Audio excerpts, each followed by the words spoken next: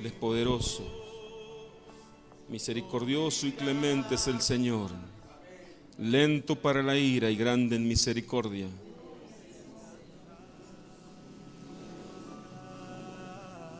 Eternamente misericordioso es el Señor.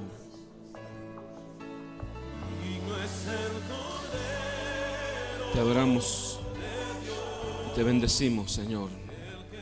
Te pedimos que en esta noche nos hable por medio de tu palabra. Gracias, Señor, porque pudimos beber de tu espíritu. Puede tomar su asiento, amado, amada del Señor. Gracias. Gracias, Señor. Gracias.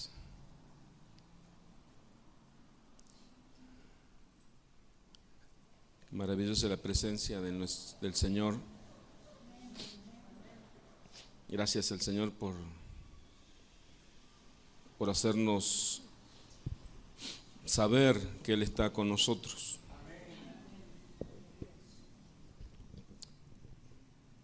Le invito a que abra en su Biblia, en Efesios, en el primer capítulo de la carta a los Efesios. El día miércoles compartí un mensaje que quiero continuar en el día de hoy. Efesios capítulo 1, versículo 15.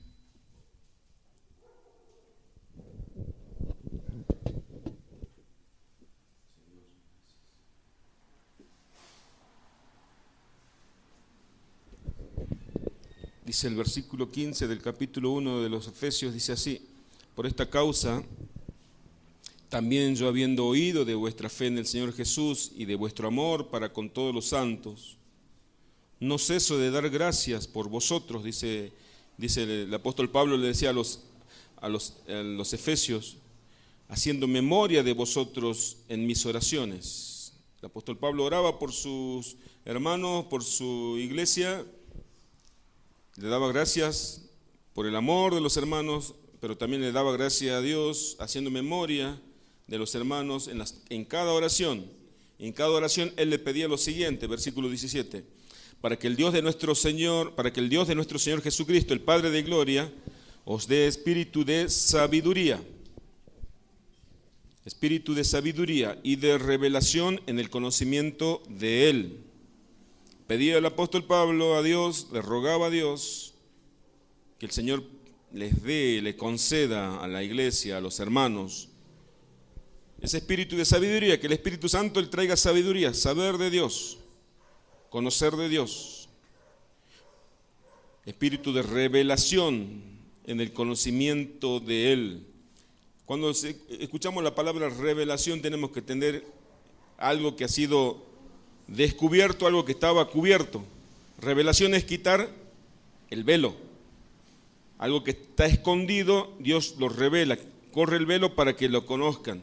O sea, sabemos que Dios es soberano, sabemos que Dios, nadie, el que quiere conocer a Dios lo conoce, sino lo conoce aquel que Dios se le revela, se le muestra. El profeta Jeremías, Dios hablaba por medio del profeta Jeremías, decía lo siguiente: si alguien quiere gloriarse de algo, gloríese de que me conoce y de que yo le conozco, porque el Señor es soberano. Ninguna mente brillante de este mundo, si Dios no se quiere revelar, ni por más brillante que sea su mente, puede conocer de Dios. Y por eso Pablo le pedía al Espíritu Santo que le revele, que le dé conocimiento de Dios y sabiduría de Dios. Versículo 18 dice: alumbrando los ojos de vuestro entendimiento, para que sepáis cuál es la esperanza a que Él os ha llamado y cuál es la riqueza de la gloria de su herencia en los santos. La pregunta que nos tenemos que hacer ahora, hermano, hermana, iglesia del Señor, es la siguiente: si cada uno de nosotros, aquellos que decimos que pertenecemos a la iglesia de Cristo, si tenemos conocimiento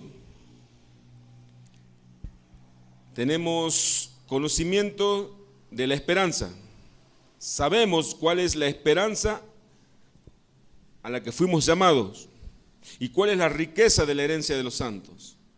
¿Usted sabe cuál es la esperanza con la cual el Señor nos llamó? Hebreos 11 dice que Abraham, Dios lo bendijo tanto que Abraham llegó a ser riquísimo, mucho más que rico, ¿sí? Un superlativo de rico, riquísimo, pero él no se conformó con este mundo. Él no puso su mirada ni su corazón en las riquezas, sino que él puso su mirada en la patria celestial. Él vivió en tienda, en carpa, en un desierto.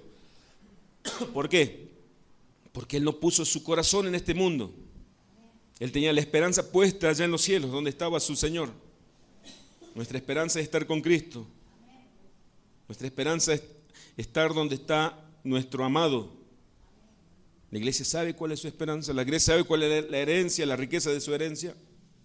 Sabe que vamos a tener recompensa por todas las obras que hicimos acá en la tierra, por cada obediencia, por cada negación al pecado. El Señor nos va a recompensar. La iglesia tiene que conocer. Una iglesia que no tiene propósito y meta, una iglesia que no tiene rumbo, una iglesia que se desanima, una iglesia que no sabe por qué viene a congregarse, no sabe por qué tiene que leer la Biblia, no sabe por qué tiene que buscar del Señor, no sabe por qué tiene que aborrecer el pecado y amar la santidad. A veces todo eso lo reducimos a una sola cosa: la bendición, decimos. Para que me vaya bien. A Pablo no siempre le iba bien. A Jesús no le fue tan bien en este mundo. Su esperanza no estaba en este mundo. Su esperanza estaba allá con su papá, con el Padre. Por eso Pablo entendía que si la iglesia tenía esa revelación de Dios, si la iglesia tenía el conocimiento de Dios, era una iglesia que no iba a desertar, no iba a desmayar, no se iba a quedar. Era una iglesia que iba a ser capaz de entregar su vida por el Señor. Solamente el Espíritu Santo puede traernos esa revelación.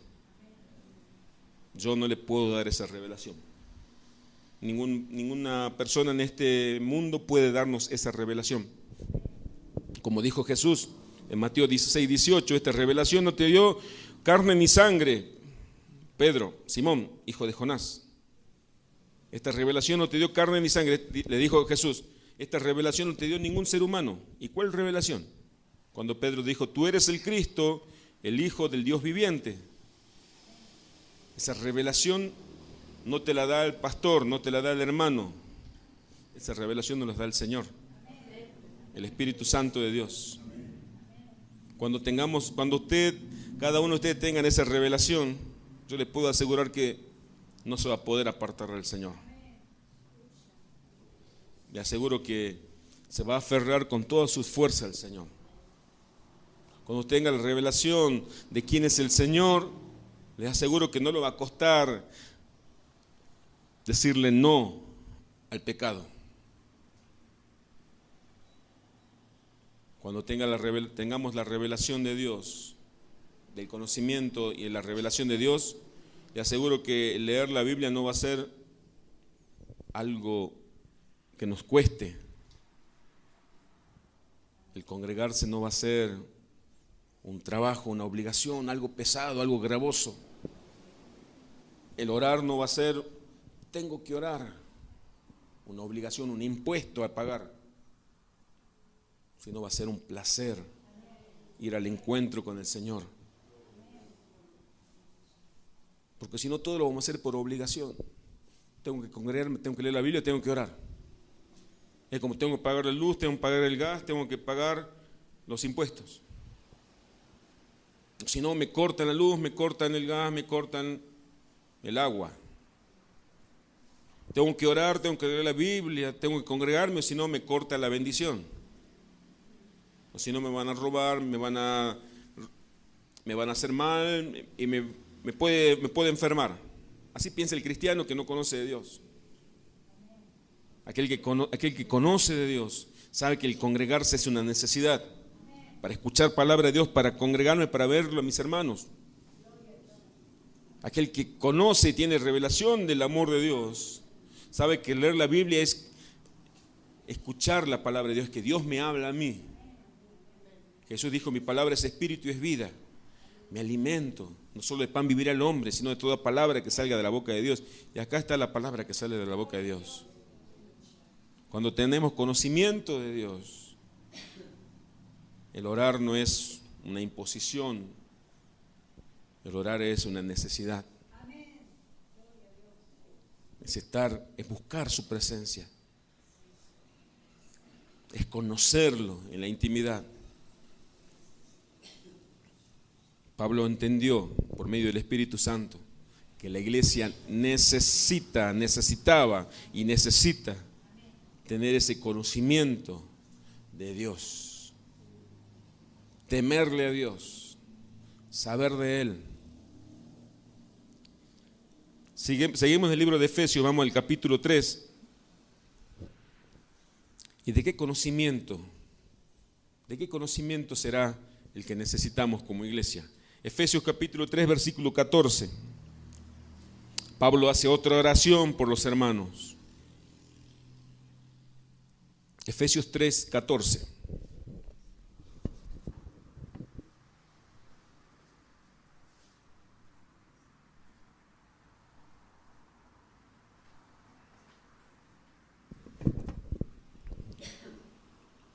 Oración por el poder espiritual, tiene el título en mi Biblia.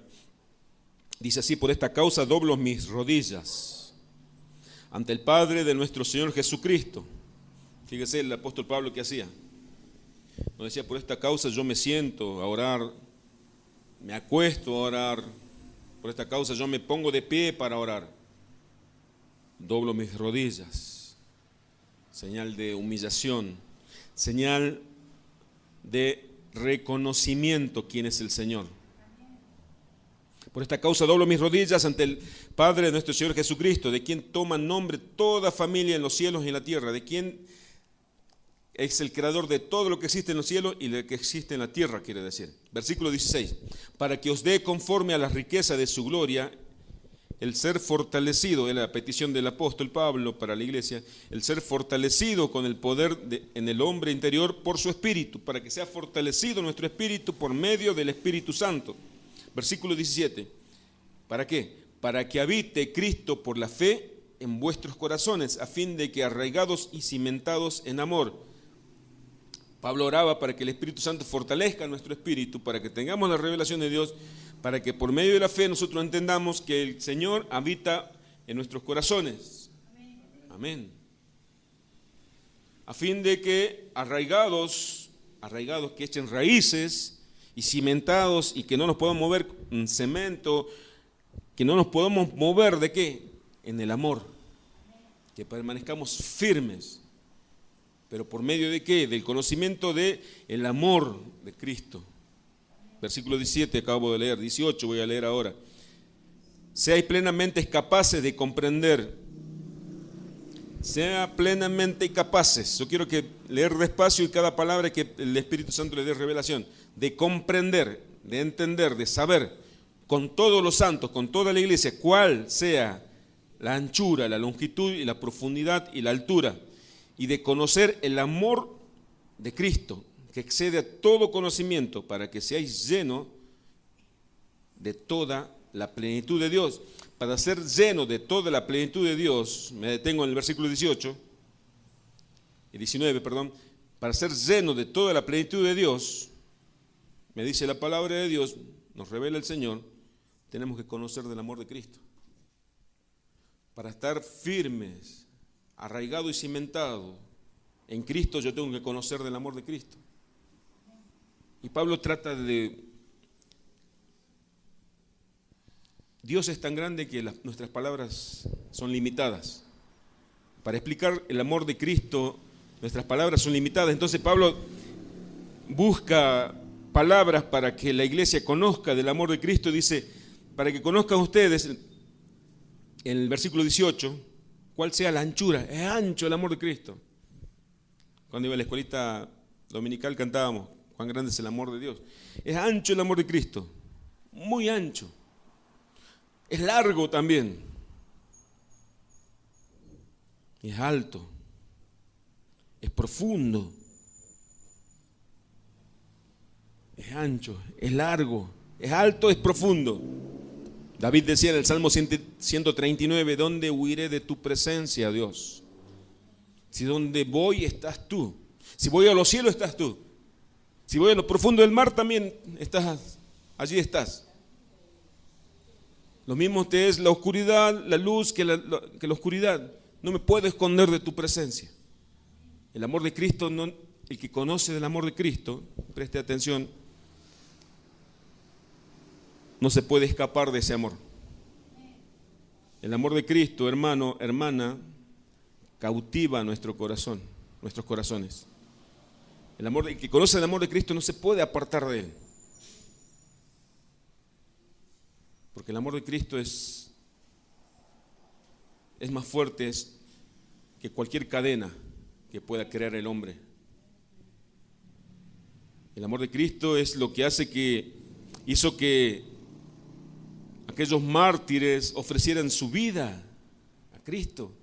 El amor de Cristo fue el que hizo que aquellos mártires se negaron a reconocer al César como Señor y fueron capaces de entregar su vida para no doblar sus rodillas delante del emperador romano, por amor a Cristo. Ese amor tenemos que conocer. Quiero continuar y después quiero desarrollar. Versículo 20, y aquel que es poderoso para hacer todas las cosas mucho más abundantemente de lo que pedimos o entendemos, según el poder que actúa en nosotros. Y Dios, que es poderoso, versículo 20, para hacer todas las cosas mucho más abundantemente de lo que pedimos o entendemos, según el poder que actúa en nosotros. ¿El poder de quién? Del Espíritu Santo. A Él sea la gloria en la iglesia, en Cristo Jesús, por todas las edades, por los siglos de los siglos. Amén. Quizás nuestro error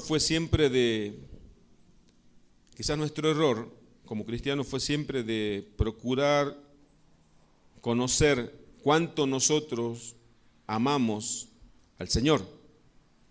Quizás su error, permítame que le diga, fue tratar de saber cuánto usted ama a Dios.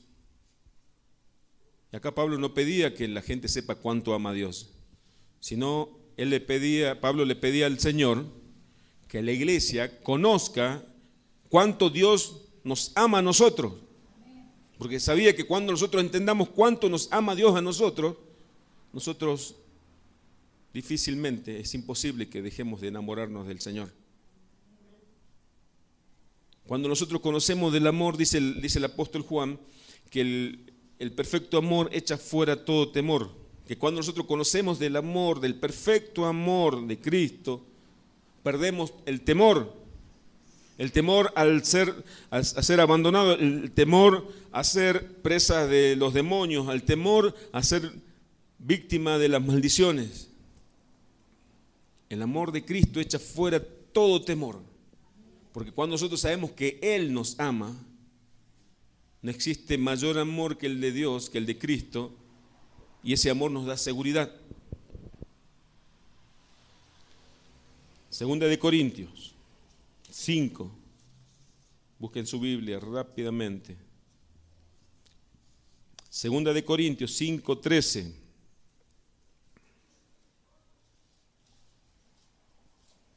Segunda de Corintios 5:13.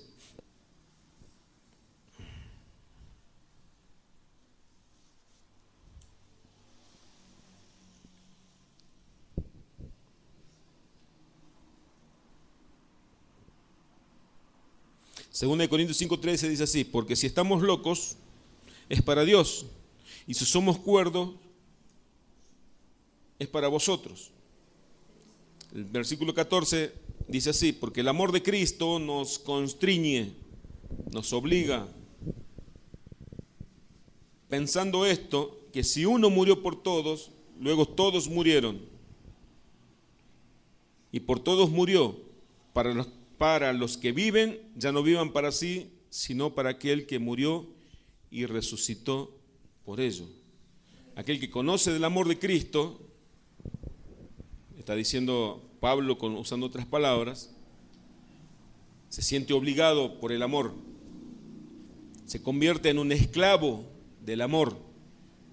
Al entender que Cristo murió por nosotros, al entender que Cristo, siendo el Hijo de Dios, dejó de ser Hijo de Dios, vino a nacer como un ser humano, se hizo siervo de todo, fue obediente, dice su palabra, y obediente hasta la muerte, en la peor de las muertes, en la muerte de cruz, muriendo crucificado, sabiendo que Cristo tenía poder para salvar su vida, pero no salvó su vida, porque si salvaba su vida iba a condenarnos a todos nosotros, sabiendo que Cristo soportó toda humillación, soportó toda calumnia, soportó todo castigo injustamente por amor a nosotros, que cuando estaba en la cruz, pudiendo él haberse bajado de esa cruz, no se bajó de la cruz, pudiendo él haber pedido al Padre una legión de ángeles para que lo defendiesen, no le pidió al Padre una legión de ángeles para que salgan a su defensa, sino que él entregó su vida.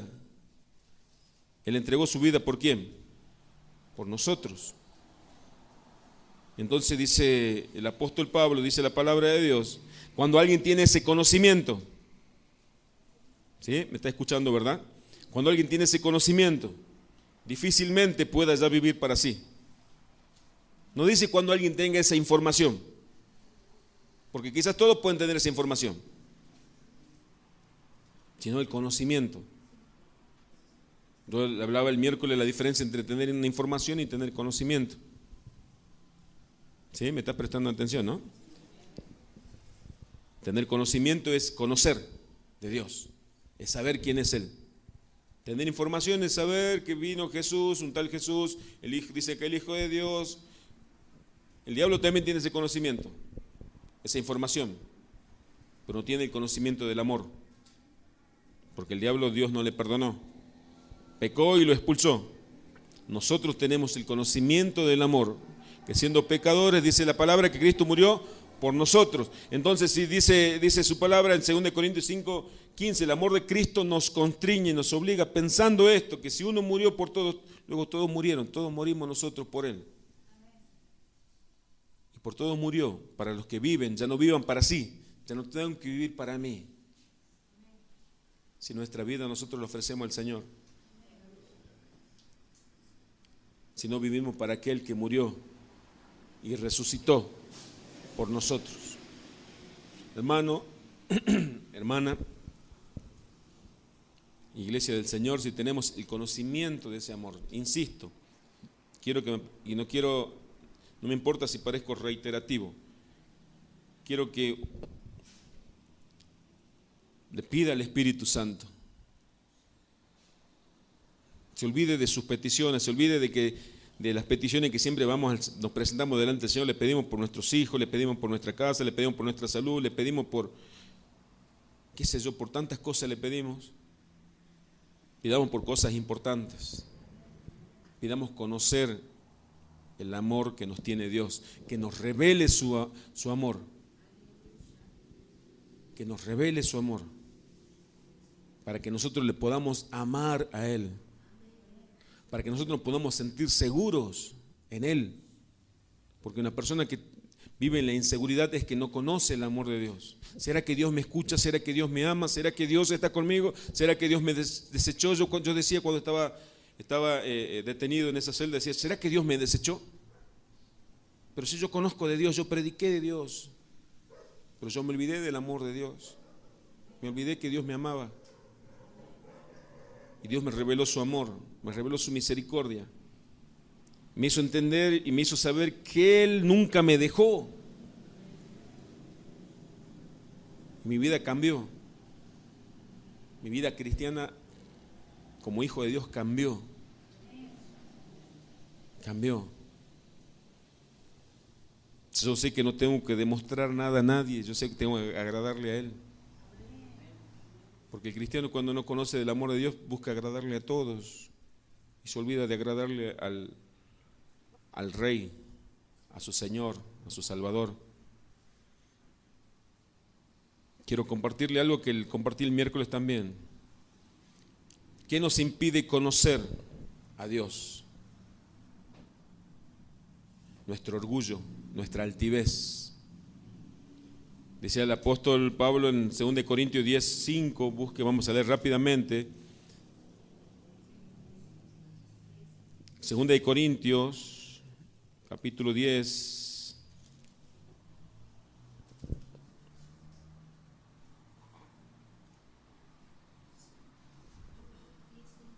Según de Corintios 10:5.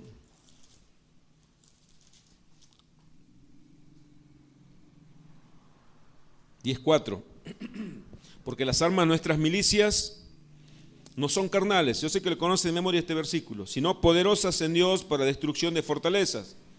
Pablo decía, nosotros tenemos armas en nuestra guerra que son poderosas, es la oración, es la palabra de Dios, es el poder de Dios. ¿Para derribar qué? Versículo 5, derribando argumentos y toda altivez que se levantan contra el conocimiento de Dios. Derribando argumentos y toda altivez que se levantan contra el conocimiento de Dios y llevando cautivo todo pensamiento a la obediencia a Cristo. Hasta ahí nomás. ¿Cuál es el impedimento para que nosotros conozcamos de Dios? Le hago una pregunta. La altivez es una fortaleza. ¿Sabe que una fortaleza es un fuerte, es una muralla? Argumentos, razonamientos que se usan para convencer a alguien. Yo quiero convencer a alguien, tengo que presentar un argumento. Acá en nuestra mente hay argumentos que se levantan, en nuestra mente carnal, un argumento que se levantan contra el conocimiento de Dios. Altivez, ¿qué es altivez? Orgullo. Es autosuficiencia. Yo puedo, yo sé. Yo conozco de Dios. Yo ya sé de Dios. ¿Para qué me voy a congregar? Yo ya conozco de Dios. ¿Qué más? Que se levantan contra el conocimiento de Dios y llevando cautivo todo pensamiento a la obediencia a Cristo.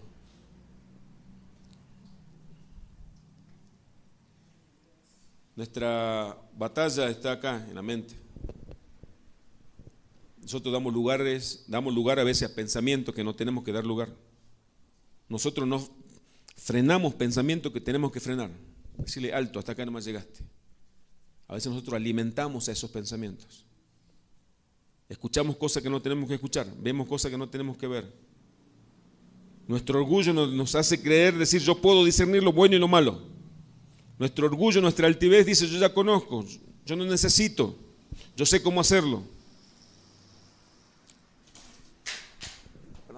¿Por qué Dios condena el pecado de la codicia? ¿Por qué el pecado de la codicia? La codicia es cuando uno desea vehementemente, con toda su fuerza, conseguir algo. Yo quiero eso, yo necesito eso. Cosas materiales o humanas. Yo quiero ese hombre, yo quiero esa mujer, yo quiero ese auto, yo quiero esa casa, yo quiero así, codicia en el corazón. ¿Por qué el Hijo de Dios no puede codiciar? Nosotros tenemos que pedirle al Señor, si es tu voluntad, Señor. Si es tu voluntad. No es lo que yo quiero, sino lo que tú quieres para mí. La codicia, ¿qué dice el corazón del hombre? Vos podés tenerlo, vos podés conseguirlo. Esforzate. Y nos olvidamos que hay un Dios que es quien guía nuestros pasos. Entonces ese orgullo le dice a la codicia le dice al pensamiento de codicia entra en nuestra mente, Dios no me lo puede dar. Esto ya lo prediqué la vez pasada. Dios no me lo quiere dar, Dios se demora mucho en dármelo, yo lo voy a conseguir por mis medios. Abraham, ¿será que va a nacer un hijo tuyo que va a ser de ese hijo va a salir una nación? ¿Será que Dios lo hará? Y Sara le dijo, bueno, llegate a mi sirvienta Agar y tener relaciones con ella, y este hijo tuyo, y yo voy a hacer como si fuera yo. No era el hijo de la promesa, era el hijo de la carne, la codicia, el no esperar el tiempo de Dios, la impaciencia. No quiero esperar más. El orgullo dice, no quiero esperar más. El orgullo trae la incredulidad. Dios no me lo va a dar, pero yo lo voy a conseguir. Todo eso nos va alejando de Dios. Nos va alejando de Dios porque el orgullo,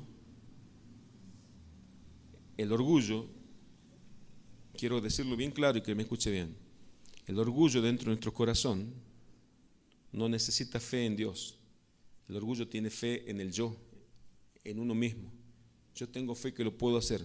Yo tengo fe que lo puedo conseguir. Porque el orgullo no necesita fe en Dios, ni tiene fe en Dios.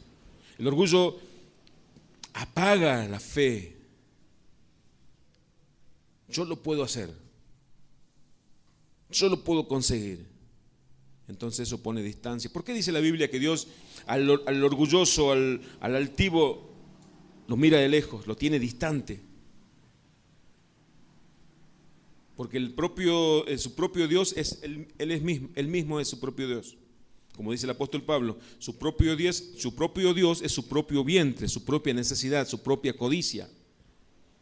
Ellos no adoran al Dios soberano, ellos adoran al Dios ego, al yo, a mí. Que nadie me dañe, que nadie me diga nada. Que nadie se atreva a corregirme, que nadie se atreva a decirme que esto no es así.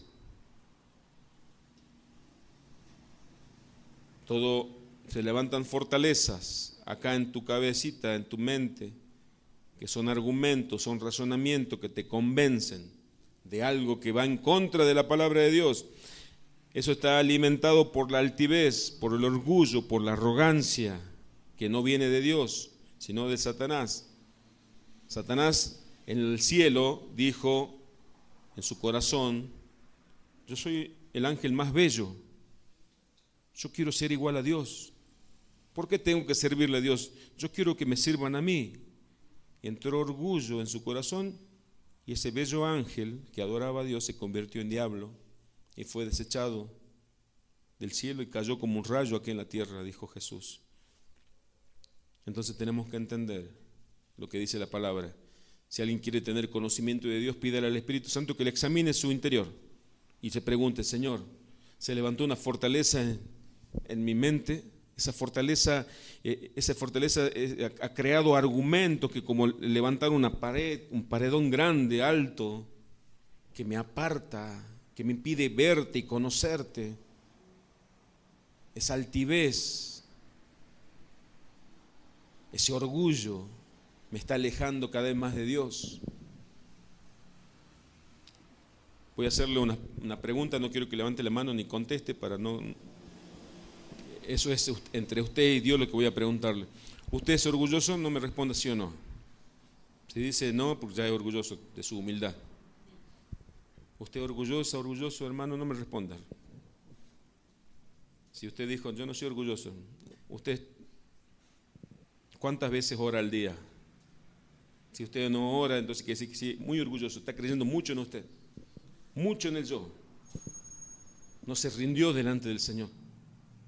El que es orgulloso no se rinde delante de nadie. Antes del quebranto es la altivez, la soberbia. Antes del quebranto es la altivez, es la soberbia. Si nosotros nos humillamos delante del Señor, dice su palabra que no vamos a humillarnos delante de los hombres. ¿Por qué estás temiendo todo el día, Israel? Dice Isaías en el Salmos, en el capítulo 51. ¿Por qué estás temiendo todo el día del hombre, del hijo del hombre que es como heno? ¿Por qué estuviste temiendo? Estuviste temiendo porque te olvidaste de tu Hacedor, te olvidaste del Señor, te olvidaste de mí, dice el Señor. Por tu orgullo estuviste temiendo de los hombres, te olvidaste de mí, no te rendiste delante de mi presencia. La fortaleza está acá en nuestra mente, en esos pensamientos que nosotros le damos rienda suelta. No, ¿para qué voy a orar? Y yo decía que a veces justificamos nuestra soberbia, nuestra arrogancia, nuestra autosuficiencia con teología. No, si Dios es soberano, ¿para qué voy a orar? Si Dios ya lo hizo, ¿para qué voy a pedirle? Si Dios sabe lo que necesito, ¿para qué voy a clamarle? Y cuando Jesús dijo, ustedes tienen que orar, Él siendo el Hijo de Dios, la tercera persona de la Trinidad, Padre, Hijo y Espíritu Santo, la segunda persona, Jesucristo, oró y dio ejemplo de oración. de dependencia del Padre. Yo no hago nada sin ver al Padre primero, yo no hago nada sin las directivas de mi Padre. Yo no hablo nada. Jesús no daba ni un paso si no era voluntad de Dios. No dio un paso fuera de la voluntad de Dios. ¿Y cómo sabía cuál era la voluntad de Dios? En la oración. Romanos 12, el apóstol Pablo dice 1 y 2. Romanos 12, 1 y 2 dice lo siguiente: les ruego, hermanos, por la misericordia de Dios. El apóstol Pablo le pedía a la iglesia: te ruego, iglesia, por la misericordia de Dios, que presente su cuerpo como un sacrificio vivo, santo, agradable a Dios, que es vuestro culto racional. ¿Qué estaba diciendo? Preséntese delante de Dios como un sacrificio rendido. El sacrificio de presentado, atado las manitos del animalito y las patitas también, rendido, pero vivo. En vuestro culto racional. ¿Cuál será el culto racional? Tu momento delante del Señor, cuando le adoras, le rendís culto a Él, en esa intimidad que dijo Jesús, en ese secreto. ¿Para qué? Para que sean renovados vuestro entendimiento, para que sean transformados por medio de la renovación del entendimiento, de los pensamientos, de la mente.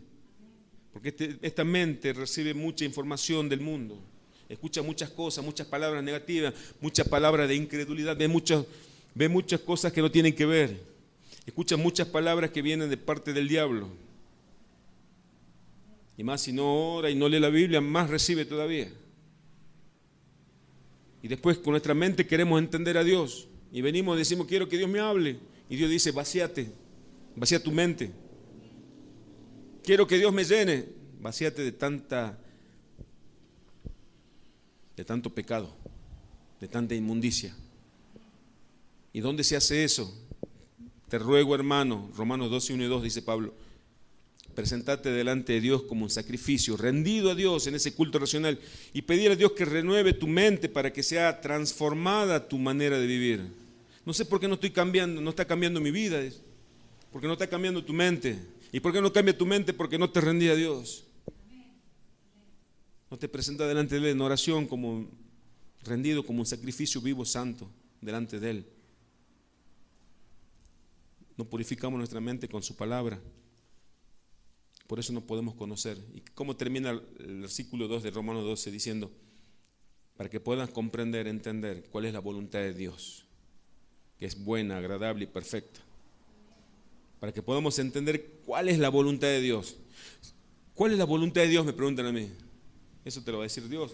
Está acá en su palabra. Pero ¿qué es entender la voluntad de Dios? Es aceptar lo que dice su palabra para mí. ¿Y cómo puedo aceptar? ¿Cómo mi corazón no se puede revelar delante de Dios? Tenemos que presentarnos delante de Él.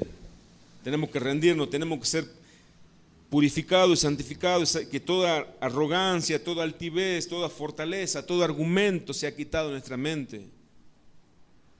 Parece que Dios se olvidó de mí. No, Dios nunca se olvidó, porque Dios es fiel. Él prometió estar todos los días con nosotros y hasta el fin de este mundo. Lo que nos olvidamos fuimos nosotros. El domingo recordaba a Jonás, y me identifico mucho con Jonás. Jonás fue rebelde a Dios, le dijo: yo no voy a ir, anda a Nínive, yo voy a Tarsis, saqué boleto para Tarsis, me voy para otro lado. Dios le movió el barco, lo tiraron del barco a las aguas, cayó en las aguas, cayó al mar. Dios mandó un gran pez, una ballena quizás, se lo tragó. Y Jonás seguía duro en su corazón. 3 días estuvo en el vientre de la ballena, en el fondo del mar, dice su palabra, dice la palabra de Dios. Y ahí sí recién le clamó a Dios el tercer día y dijo: Señor, ten misericordia de mí. ¿Dios lo abandonó a Jonás? La pregunta. No. ¿Dios tuvo misericordia de Jonás? Muchos predicadores dicen: si nosotros fuésemos Dios, Jonás no pasa del capítulo 1. Ya lo matamos cuando dijo no. Pero Dios tuvo misericordia, lo esperó. Y se arrepintió Jonás. ¿Y dónde estaba Dios? Ahí escuchándole. Ahí en el vientre de ese pez. ¿Qué tuvo que hacer Jonás? Arrepentirse, despojarse de esa rebeldía, y conoció a Dios. El orgullo es nuestro enemigo. Si alguien tiene que aborrecer, es al orgullo que hay en nuestro corazón. Alguien dice: no, pero el diablo ya fue vencido en la cruz. es nuestro enemigo. Él ya fue vencido por Jesús. Y nosotros tenemos autoridad sobre todo demonio, sobre todo diablo, todo poder del infierno tenemos autoridad nosotros. Pero el enemigo a veces está dentro nuestro, que es acá en nuestra mente. Esos pensamientos producen incredulidad. ¿Por qué no le puedo creer a Dios cuando Dios dice, yo ya te he bendecido? No, ¿qué me va a bendecir Dios si me va mal en todo? Tu mente está, no sé si existe la palabra mundanalizada. Tiene muchas cosas del mundo, muchas cosas de incredulidad. Nuestra mente no fue purificada, santificada por la palabra de Dios, y no, porque no nos presentamos delante de Él rindiéndonos. ¿Usted orgulloso? ¿Usted orgullosa? ¿Hay orgullo en tu corazón, hermano, hermana? ¿Cuántas veces oras al Señor por día? ¿Cuántas veces te rendís delante de Él? Al comenzar el día le pedimos al Señor, Señor, guíame. No, yo ya sé cómo hacer. Yo ya sé cómo hacer mi trabajo, yo ya sé cómo tengo que hablar, yo sé qué tengo que decir.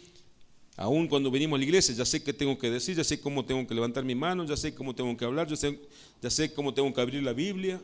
Ya conozco muchos versículos, orgullo, altivez.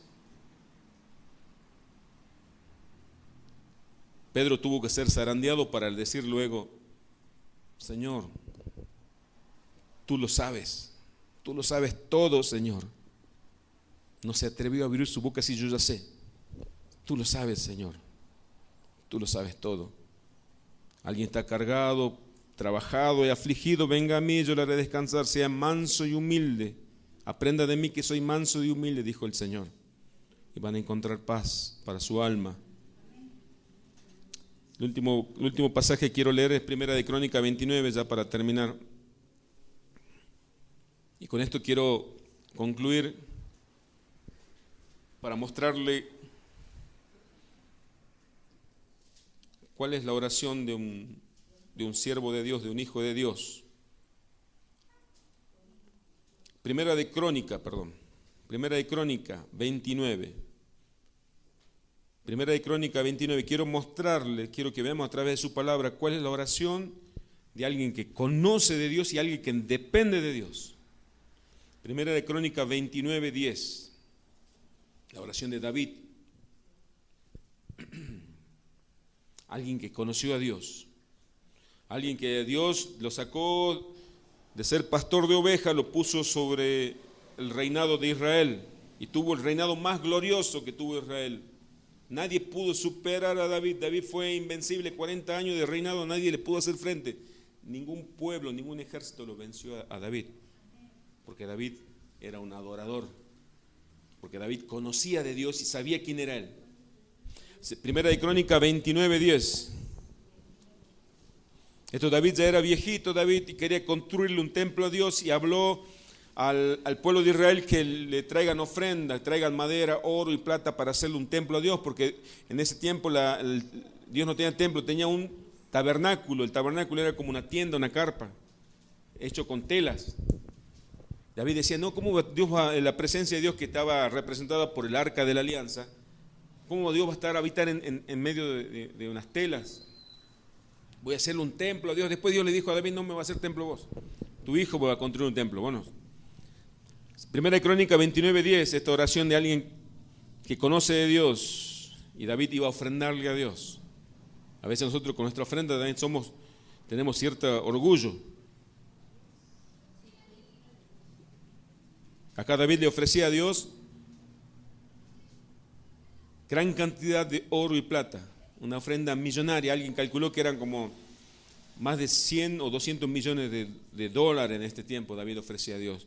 Y David le dice así, Primera de Crónica 29, 10, ¿le encontraron todo, verdad? Asimismo se alegró mucho el rey David y bendijo a Jehová delante de toda congregación. Y dijo David, bendito seas tú, oh Dios, Dios de Israel, nuestro Padre, desde el siglo y hasta el siglo. Versículo 11 del capítulo 29. Tuya es, oh Jehová, la magnificencia, el poder, la gloria, la victoria y el honor. Porque todas las cosas que están en los cielos y en la tierra son tuyas. Tuyo, oh Jehová, es el reino y tú eres excelso sobre todo. Reconocimiento de quién es Dios. Conocimiento y reconocimiento de quién es Dios. Versículo 12. Las riquezas y la gloria proceden de ti, y tú dominas sobre todo. En tu mano está la fuerza y el poder, y en tu mano el hacer grande y dar poder a todos. Versículo 13. Ahora pues, con mucha humildad David dice: Dios nuestro, nosotros alabamos y loamos tu glorioso nombre. Porque ¿quién soy yo y quién es mi pueblo para que pudiésemos ofrecer voluntariamente cosas semejantes? Pues todo es tuyo, y de lo recibido de tu mano te damos. Hasta allí nomás.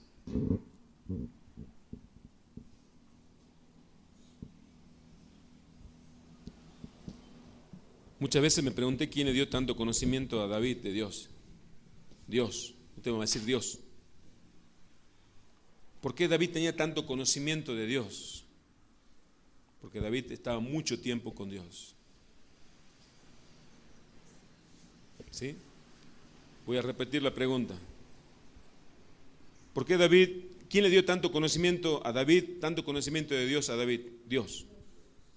¿Por qué Dios le dio tanto conocimiento? Porque David estaba mucho tiempo con Dios. Cuando David se enfrentó a Goliat, David conocía a Dios, conocía de la fidelidad de Dios. Dijo: Dios me libró del oso y del león, ¿cómo no me va a librar también de Goliat? Saúl no conocía a Dios. Saúl le dijo: ponete armadura, toma la lanza, fíjate cómo lo va a pelear, que es un gigante, un guerrero. Mira, yo te aconsejo que no vas, porque él es un guerrero profesional, vos sos apenas un niño, sos un pastor de ovejas. ¿Qué sabés de cosas militares, de manejo de armas? David dijo: yo no conozco nada de armas, pero yo conozco quién es Dios. Yo no voy con mi fuerza, yo voy en nombre del Señor, de Jehová de los ejércitos. Ese David, que dijo eso cuando era un niño de 17 años aproximadamente, ya David, ya siendo viejo, ya en los últimos días de su vida, según lo que cuenta Crónicas, lo que cuenta la palabra de Dios, cuando quiere ofrecerle una ofrenda a Dios para la construcción de un templo, le pide permiso a Dios. Señor, ¿quién soy yo? ¿Quién somos nosotros para que pudiésemos ofrecer voluntariamente cosas semejantes? Pues todo es tuyo, y de lo recibido de tu mano eso te damos. Señor, tú tienes el poder de hacer grande a quien tú quieres. Toda la gloria, toda la victoria, todo el honor, todas las cosas que están en los cielos y en la tierra son tuyas, Señor. No, pero si esto es mío, decimos. Esto es mío a mí, esto no. Nadie me lo toque, nadie me lo pida, porque esto es mío. Yo lo gané con el sudor en mi frente. Necio, dice Dios. Todo es mío. Todo es de Dios. El que conoce de Dios sabe que todo es de Dios. Nuestros hijos son de Dios. Si usted lo entregó a Dios, y si no lo entregó también, Él se lo va a llevar cuando Él quiera. Nuestra vida es de Dios. Aquel que busca, el que quiera salvar su vida la perderá, dijo el Señor. Porque no, yo no quiero entregar mi vida. Lo mismo, un día el Señor me decía: hoy vengo a buscar tu vida, te la llevo. Es de Dios. Es el conocimiento que quiere Dios de cada uno de nosotros. Es el conocimiento que tiene que tener la iglesia del amor de Dios. Ese es el conocimiento que tiene que tener la iglesia del amor de Dios. ¿De quién es Dios?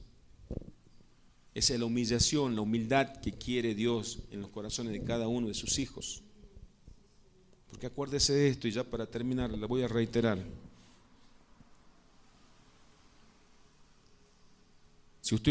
Yo encontré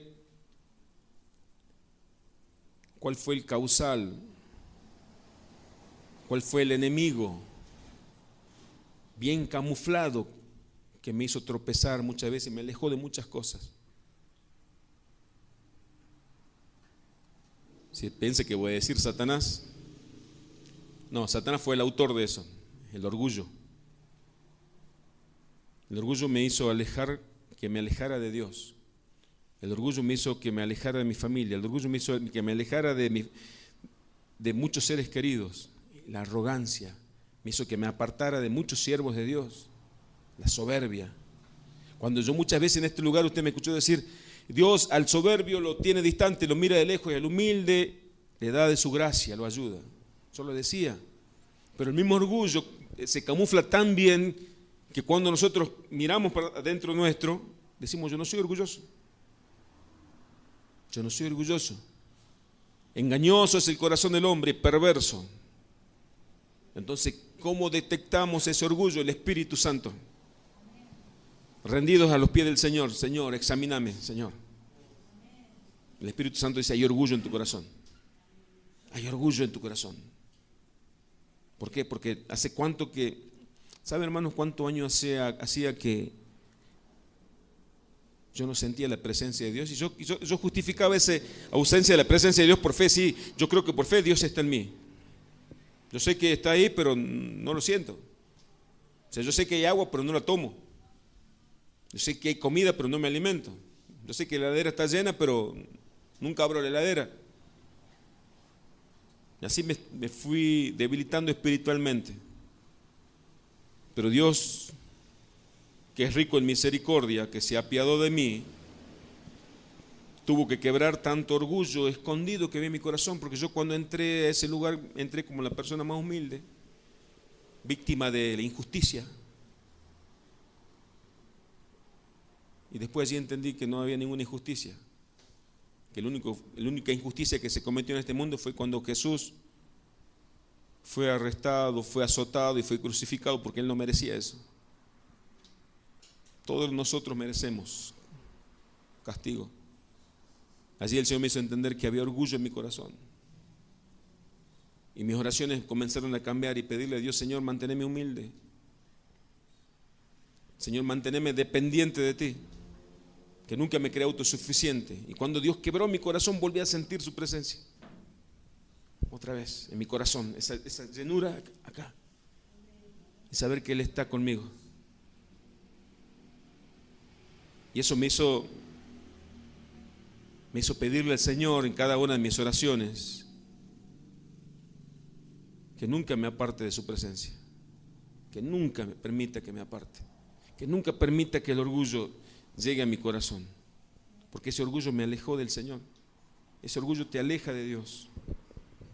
Por eso esa canción es todo daría, todo esperaría. Ese orgullo me hizo entender a Moisés, ya para terminar, que Moisés prefirió vivir un desierto con Dios antes que vivir en el palacio del faraón sin Dios. Señor, yo prefiero vivir un desierto, pero contigo, Señor. No quiero ningún lujo, si el lujo va a implicar que me aleje. Cuando uno ama a Dios, está dispuesto a cruzar cualquier desierto si Dios va con nosotros. Oramos al Señor Padre, en el nombre de Jesucristo, te bendecimos. Te damos gracias por tu palabra. Gracias por enseñarnos. Gracias por revelarnos de tu amor, de tu misericordia. Te doy gracias por la vida de mis hermanos, Señor, que han venido a escuchar tu palabra en esta noche. Te agradezco, Padre, en el nombre de Jesús. Que tu Espíritu Santo traiga revelación, conocimiento